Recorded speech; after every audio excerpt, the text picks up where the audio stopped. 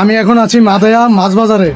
আজকে ঈদের পরের দিন দেখাবো কি কি মাছ আজকে মাদায়া বাজারে ব্যবসায়ীরা কিনে নিয়ে আসছে আড়ত থেকে।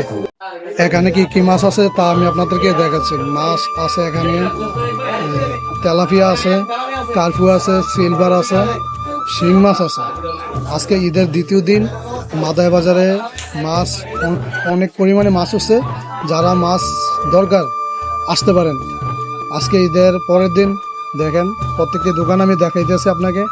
এখানে সিলভার মাছ আছে, তেলাপিয়া আছে।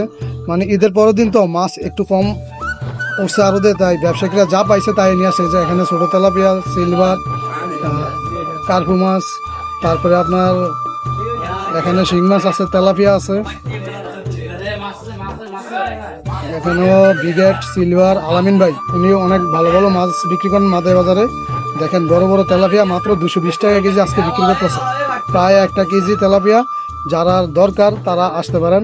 আর এখানে তারেক সিলভার তেলাপিয়া নিয়ে আসছেন মাদায়া বাজারে, কারণ ওনারা বড় বড় মাছ বিক্রি করেন। তাই আজকে ঈদের দ্বিতীয় দিন মাছ কমছে। দেখেন সোনালী কার্পু